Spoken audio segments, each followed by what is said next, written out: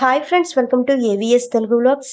మన యొక్క ఏపీ రాష్ట్ర వ్యాప్తంగా ఉన్నటువంటి రైతులకు అన్నదాత సుఖీభవ పథకం వాయిదా అయితే పడిందండి. మంత్రివర్గ సమావేశంలో కేబినెట్ నిర్ణయం తీసుకోవడంలో గ్రీన్ సిగ్నల్ ఇవ్వలేదు. సో ఈ పథకాన్ని ఎప్పుడు అమలు చేస్తారు, ఈ పథకానికి సంబంధించిన పూర్తి వివరాలు నేను మీకు తెలియజేస్తాను. మన ఛానల్ని మొదటిసారి చూస్తున్నట్లయితే సబ్స్క్రైబ్ చేసుకోండి. గవర్నమెంట్ నుంచి వచ్చే ప్రతి చిన్న అప్డేట్ ఎప్పటికప్పుడు నేను మీకు తెలియజేస్తూ ఉంటాను. గతంలో మనకు వైఎస్ఆర్సీపీ ప్రభుత్వం రైతులందరికీ సంవత్సరానికి 13,500 రూపాయలు జమ చేసేవాళ్ళు. అయితే రాష్ట్ర ప్రభుత్వం వాటా 7,500 రూపాయలు, కేంద్ర ప్రభుత్వం వాటా 6,000 రూపాయలు జమ చేసేవాళ్ళు.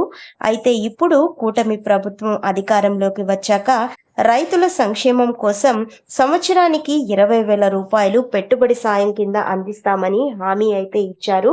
అయితే రాష్ట్ర ప్రభుత్వం వాటా 14,000 రూపాయలు, కేంద్ర ప్రభుత్వం వాటా 6,000 రూపాయలు జమ చేస్తారు.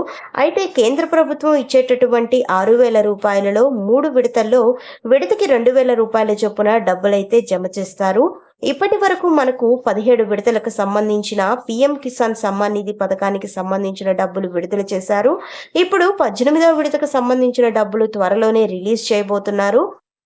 అయితే ఏపీ రాష్ట్ర ప్రభుత్వం ఇచ్చేటటువంటి అన్నదాత సుఖీభవ పథకం కింద ఇచ్చే 14,000 రూపాయల్లో 7,000 రూపాయలు రబీ సీజన్లోను, మరో 7,000 రూపాయలు ఖరీఫ్ సీజన్లోను ఇవ్వడం జరుగుతుంది. ఇప్పుడు ఖరీఫ్ సీజన్ నడుస్తుంది కాబట్టి 7,000 రూపాయలు అతి త్వరలో మన యొక్క ఏపీ ప్రభుత్వం వారు రిలీజ్ చేయాల్సి ఉంది. ఈ 7,000 రూపాయలు రిలీజ్ చేయడానికి ఇంకా కొంచెం సమయం అయితే పడుతుంది.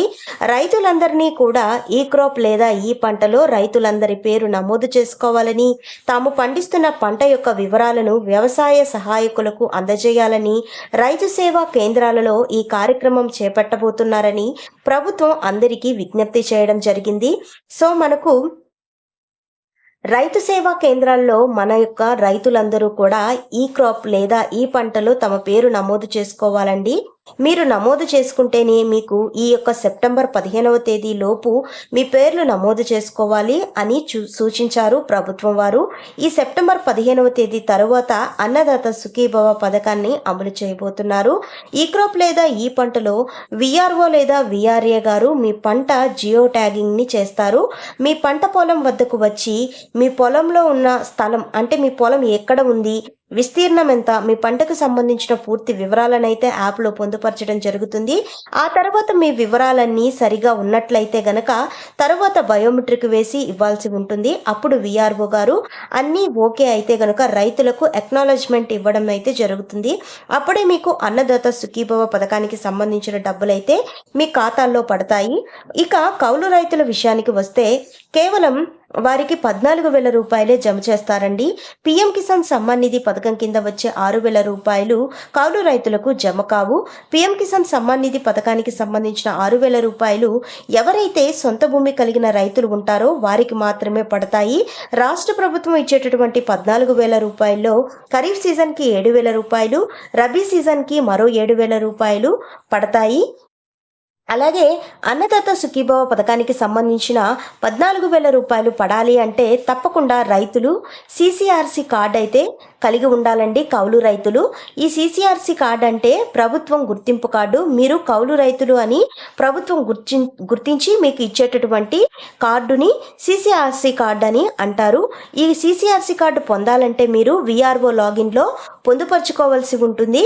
మీరు ఎవరి భూమి సాగు చేస్తున్నారో ఆ భూ యజమాని యొక్క భూమి పట్టాదారు పాస్ పుస్తకం యొక్క జెరాక్సు అలాగే ఇవ్వాల్సి ఉంటుంది. అలాగే యజమాని యొక్క ఆధార్ కార్డు జెరాక్సు, అలాగే మీ యొక్క ఆధార్ కార్డు జెరాక్స్, మీ బ్యాంకు యొక్క అకౌంట్ పుస్తకము, తర్వాత మీరు 11 నెలలు కౌలు చేసేందుకు అధికారం ఉన్నట్టు బాండ్ పేపర్ మీద రాసుకొని మీ భూ యజమాని ఎవరైతే ఉన్నారో ఆయన దగ్గర సంతకం చేయించుకున్న ఒక బాండ్ని మీరు సబ్మిట్ చేయాల్సి ఉంటుంది విఆర్ఓ గారికి.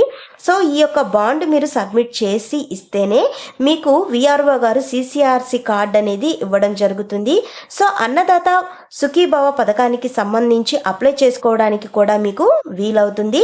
అలాగే రైతులందరికీ అన్నదాత సుఖీభవ పథకానికి సంబంధించి, పిఎం కిసాన్ సమ్మాన్ నిధి పథకానికి సంబంధించి 14,000 రూపాయలు మరియు 6,000 రూపాయలు, మొత్తంగా చూసుకున్నట్లయితే 20,000 రూపాయలు మీకు రావాలి అంటే గనక మీరు వెబ్ ల్యాండింగ్ అనేది చేసుకొని ఉండాలండి. ఈ వెబ్ ల్యాండింగ్ అంటే ఏంటి అని చూసుకున్నట్లయితే మీ యొక్క పట్టాదారు పాసు పుస్తకానికి మీ యొక్క ఆధార్ కార్డు నంబర్ అనేది అనుసంధానం చేసుకోవాల్సి ఉంటుంది. సో విఆర్ఓ వెబ్ ల్యాండింగ్ అయితే చేస్తారుంటాయి. విఆర్ఓ దగ్గరికి వెళ్తే మీరు వెబ్ ల్యాండింగ్ అనేది కంప్లీట్ చేసుకోవచ్చు. అలాగే మీరు ఎన్పిసిఐ లింక్ అనేది చేసుకొని ఉండాలి. అప్పుడే మీ యొక్క బ్యాంకు ఖాతాల్లో డబ్బులు అయితే పడతాయి. ఇక ఈకేవైసీ కంపల్సరీ. ఇది చేసుకోకుంటే కనుక మీకు పిఎం కిసాన్ సమ్మాన్ నిధి పథకానికి సంబంధించి, అన్నదాత సుఖీభవ పథకాలకు సంబంధించిన డబ్బులైతే పడవు. తప్పకుండా ఈకేవైసీ చేసుకోవాల్సి ఉంటుంది. మీరు ఈకేవైసీ చేసుకోకున్నట్లయితే కనుక మీ దగ్గరలో ఉన్నటువంటి సిఎస్సి సెంటర్కి వెళ్ళి ఈకేవైసీ అనేది చేసుకోండి.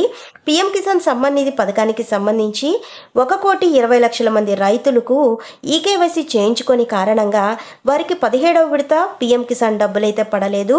సో మీకు 18వ విడత డబ్బులైనా పడాలి అంటే మీరు ఈకేవైసీ చేయించుకోవాలి. అలాగే మీకు ఇన్పుట్ సబ్సిడీ, ఉచిత పంటల బీమా, విత్తనాల సబ్సిడీ రావాలన్నా మీరు కంపల్సరీ ఈకేవైసీ అనేది కంప్లీట్ చేసుకొని ఉండాలి. సో ఫ్రెండ్స్, చూశారు కదా, ఇదండి మనకు వచ్చినటువంటి లేటెస్ట్ అప్డేట్. మరిన్ని వివరాల కోసం, మరిన్ని అప్డేట్స్ కోసం మన ఏవిఎస్ తెలుగు బ్లాగ్ ఛానల్ని సబ్స్క్రైబ్ చేసుకొని లైక్ చేయడం మర్చిపోకండి. Thank you for watching friends. Thank you.